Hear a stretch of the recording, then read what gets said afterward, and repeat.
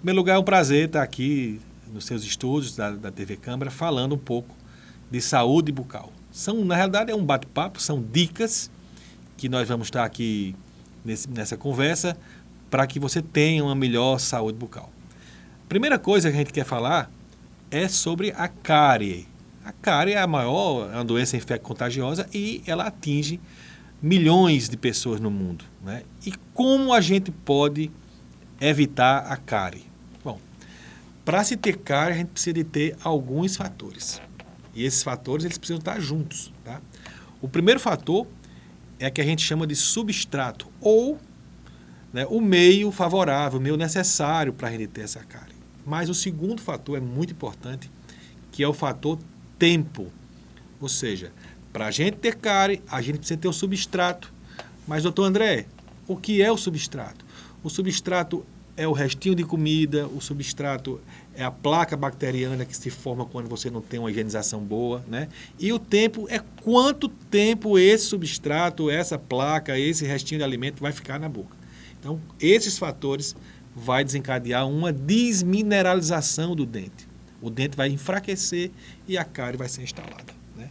A cárie, você não nasce com a cárie. Por isso, muitas vezes, a gente fala na história da mãe e da criança não provar a comidinha do bebê, não botar a comidinha na boca, né? Porque nosso meio, nós adultos, temos as bactérias da cárie e a gente pode passar para um meio, para uma criança que não teve contato ainda com essa bactéria.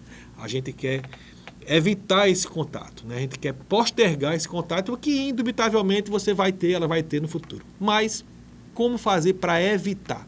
O que é que a gente pode fazer para evitar a doença cárie? Primeiro ponto, uma boa higienização. Uma boa higienização não significa escova dura, uma dica de ouro, viu? Eu vejo muito problema causado por escova de dente dura. Uma boa escovação não significa força na escovação, também é uma grande dica. Eu vejo pessoas causarem desgastes nos dentes por causa da força excessiva, tá? O uso do fio dental, aí muitas vezes as pessoas dizem, mas quando eu passo o fio dental, sangra. É porque já tem uma doença gengival que a gente fala daqui a pouquinho instalada, né? Mas uma escovação sem força, uma escovação com frequência, alguns minutos após o término da alimentação, e também uma escovação, a mais importante delas, à noite, antes de dormir. Você vai dormir, você vai ficar com a boca fechada algumas horas, vai haver uma baixa da salivação, e a saliva é justamente um detergente. A saliva é um detergente natural. E com a gente dormindo e essa sem estímulo, a boca vai ficar mais seca. E aí, se você não escova o dente, não deixa essa cavidade oral, essa boca limpa, aí você tem um meio espetacular para proliferação de bactéria e vai acontecer aquele negócio que eu falei de o dente enfraquecer, de aparecer a mancha branca, e aí é um estágio inicial da cárie. Mas recapitulando, fio dental, escovação sem força e com escova macia, de preferência de cabeça pequena, e com esses cuidados, diminuindo o uso do açúcar ou fazendo o uso inteligente, ou seja, você almoça, dá aquela vontade de comer aquela sobremesa, aquele docezinho, você come aquele docezinho, come aquela sobremesa e depois faz a escovação. Tendo isso, você vai estar protegendo sua boca, você vai estar favorecendo um ambiente mais limpo e fatalmente você não terá cárie. Mas se eu já tiver restaurações, se eu já tiver problemas instalados, aí você vai procurar, né, o profissional para que ele possa lhe orientar no consultório e trocar as restaurações ou fazer as restaurações que precisam ser feitas. Bom, vamos falar também de gengivite. O que é a gengivite? A gengivite, olha, eu vejo muitas vezes pessoas sem cáries, mas com a gengiva inflamada, né? Ou seja, tem gente que tem defesa em relação à bactéria da cárie, mas aí tem problema gengival. E o problema gengival é causado, na maioria das vezes, pelo acúmulo da placa. Aquele paciente que teve ou que não teve cárie, mas não tem, por vários fatores, a doença cárie, mas tem a placa, Essa placa instalada, ela vai provocar inflamação na gengiva. E a inflamação da gengiva a gente chama gengivite. Como é que a gente observa isso? Ela dói? Não. Devia doer, porque se doesse, você procurava o profissional logo. Mas, infelizmente, né, não dói. Mas começa a ter sinais, como o sangramento. Às vezes, você passa o fio, sangra, você, em casos mais severos, chega a manchar até o lençol, o travesseiro, dormindo com esse sangramento. Então, tem que procurar o profissional orientar, tratar esse sangramento e evitar que você tenha a gengivite, que ela traz muitos transtornos. Um dos transtornos é a halitose, o mau hálito, né? Mas a gengivite instalada, ela pode causar a periodontite. E o que é periodontite? Periodontite, falando na região da gente, né, falando com a linguagem bem popular, é a piorreia.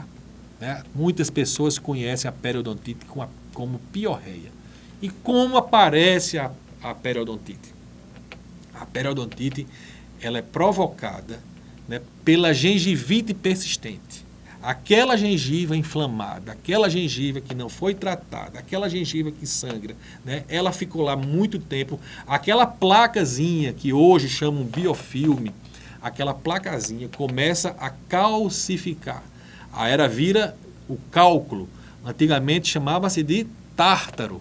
E essa placa em contato com calcificada, em contato com o osso, com a gengiva e tal, ela vai começando a desmineralizar o osso. Desmineralizar não.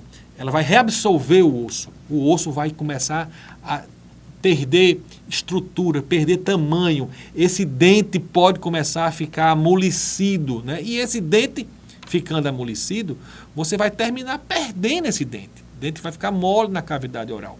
Vai ter uma bolsa periodontal que vai ter acúmulo de resto de comida, vai ter mais acúmulo de bactéria, né? Então você já tem um processo mais sério que foi instalado.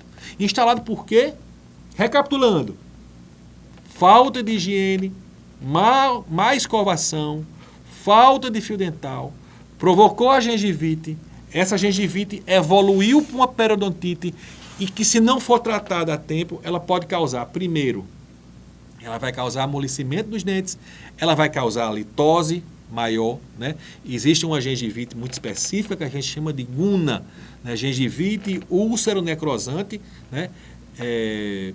Que ela é uma condição de sangramento muito intenso, um odor muito fétido, né? E a cavidade fica inflamada e chega a ter dor, né? A guna já causa dor, porque a periodontite normal, ela é indolor, que eu digo que é um erro. Eu brinco com meus pacientes dizendo que é um erro da natureza.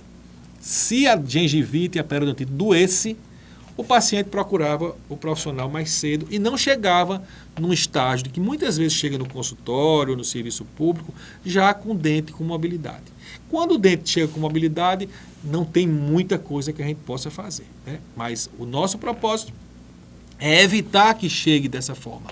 Então, além da boa escovação, do fio dental, dos hábitos de alimentação, né, dos hábitos saudáveis, os hábitos de higiene normais, né, existem alguns alimentos que são bons para os dentes, né? A maçã é um deles.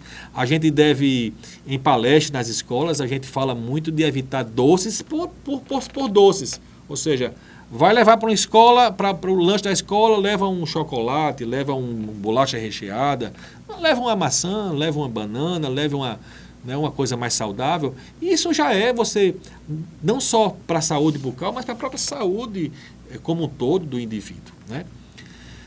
O que é que a gente pode falar mais sobre saúde bucal, além da prevenção da cárie, da prevenção das doenças periodontais, que são as doenças da gengiva, né?